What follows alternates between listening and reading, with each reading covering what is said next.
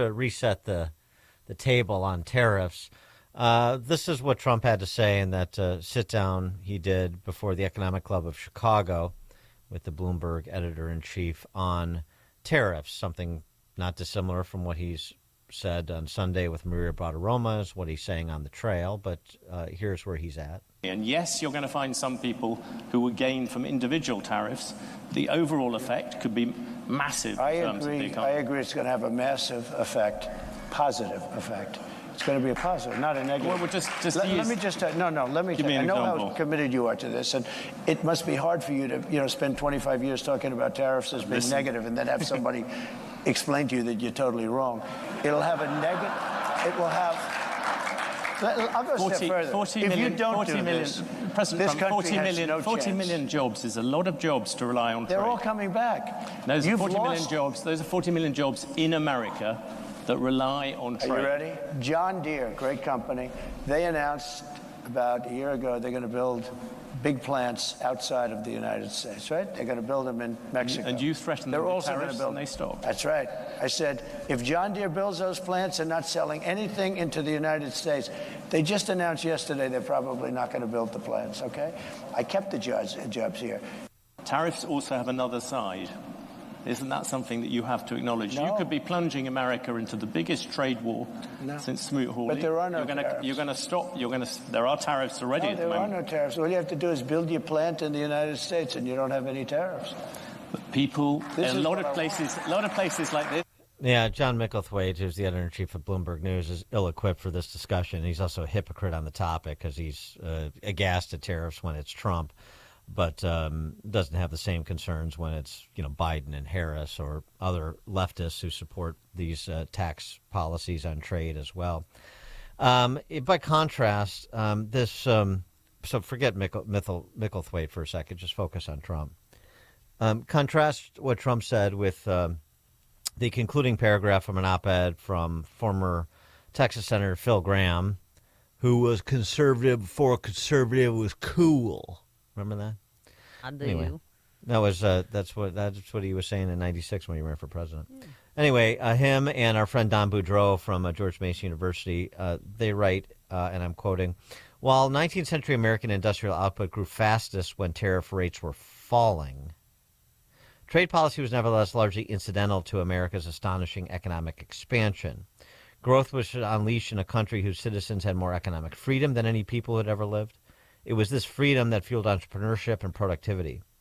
Combined with the country's vast natural resources and openness to foreign investment and immigration, this freedom, not tariffs, produced the American economic miracle. It's just important to have an understanding of the bases of America's success to inform policy in the present, and there is some stylized characterizations of how America grew from an agrarian society to an industrial powerhouse from some who are more inclined to see tariffs as a useful policy tool than others. For more on this, we're pleased to be joined by the aforesaid Steve Moore, who is making his star turn at Freedom Summit, as you heard. Yay! He also, he's obviously an economist. He's also, again, of the just released The Trump Economic Miracle and the Plan to Unleash Prosperity Again that he co-authored with Art Laffer, who narrowly missed the Nobel Prize this year. Steve. Steve, what are you going to wear? Well, I can't. By the way, are both of you guys going to be? Are we doing the Dan and Amy show live, basically, at the Freedom Fest? Yeah, I know. Dan and I got a little number planned, and then we'll be milling about. Oh, I can't wait. We're going to have so much fun, and that's That's the Saturday before the election, right? It is very indeed. Good. Yes, oh thank you. God. That's why we're that's doing it perfect then, timing. Stephen. That's going to be awesome. Well, I hope everybody comes, and I'm gonna go after Dan. I'm not gonna let he punches me every week, and I'm coming back at you, Dan. All right, bring your worst. I'll be the ring girl then. So round one. So I know you're trying to avoid this sore subject, but okay, yeah. All right, well, let me take it on because yes. Yeah, all right. So first of all, let's start with the very basics. Free trade has been one of the reasons that America has become the richest country in the world. Now, there are many reasons, but free trade is one of them. And when you think about it, I mean, let's put it in this term. America, we have 50 states. We are the biggest free trade zone in the world. In other words, Iowa can't put a tariff on goods coming in from Illinois, and right. Illinois can't put a tariff on things coming in from Indiana. And so that is one of the many, many reasons that America has been so prosperous.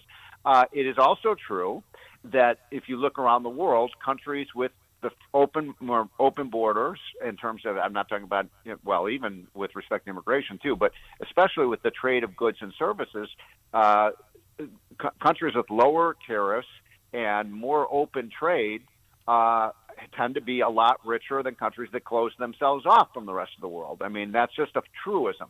So free trade is a really important ingredient to America being the economic powerhouse. Now, that being said, and by the way, I'm not a tariff guy. I don't agree with Trump on a lot of his tariff policies, although some of them I do. And I will simply say this, and then I'll let you, Dan and Amy, respond to it.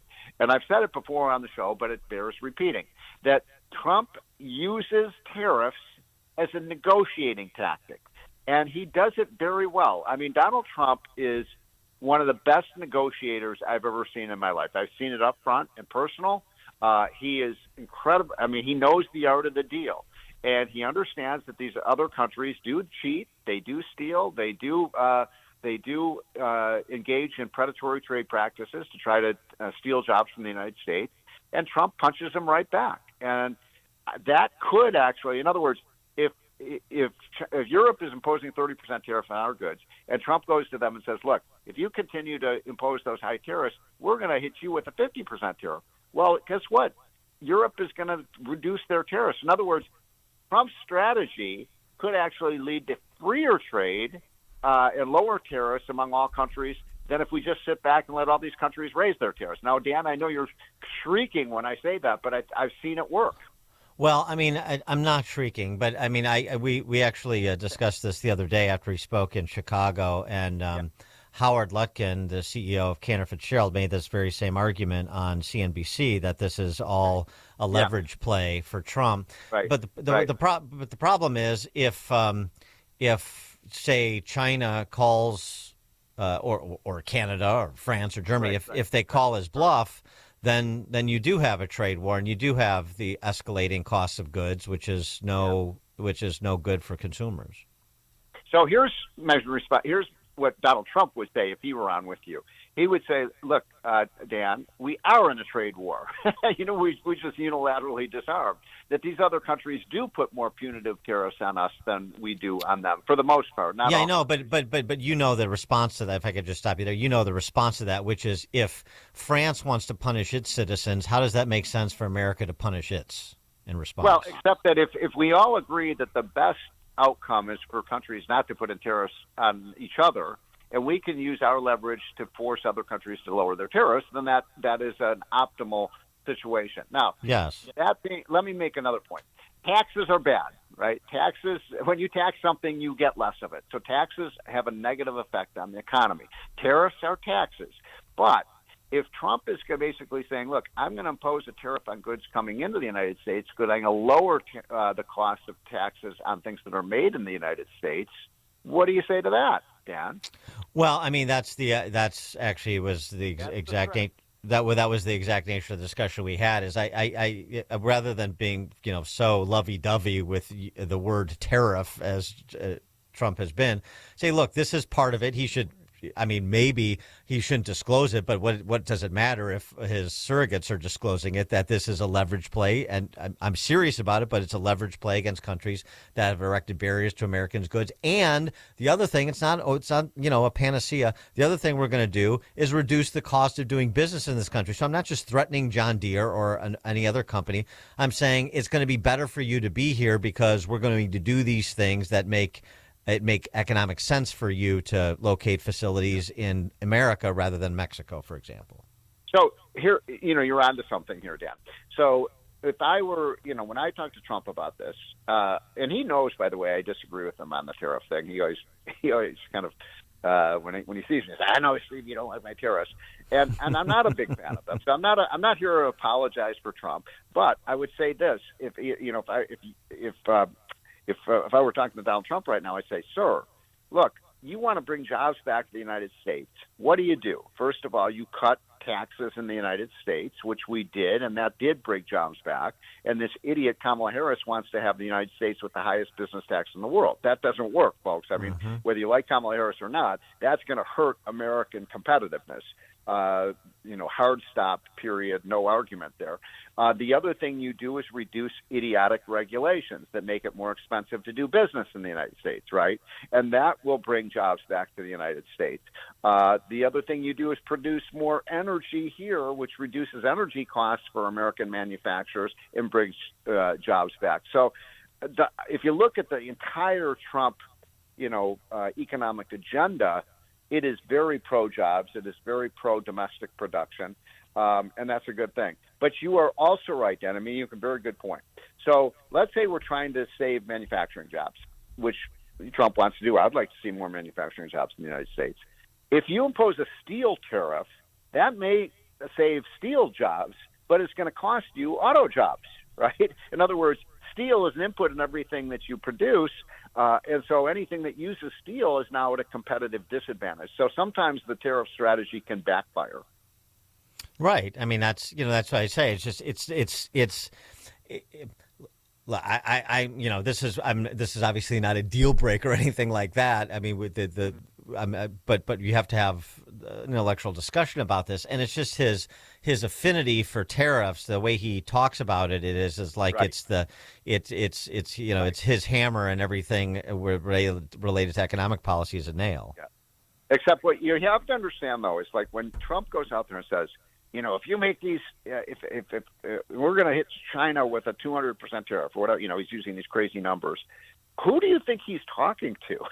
He is talking to President Xi and the politicians.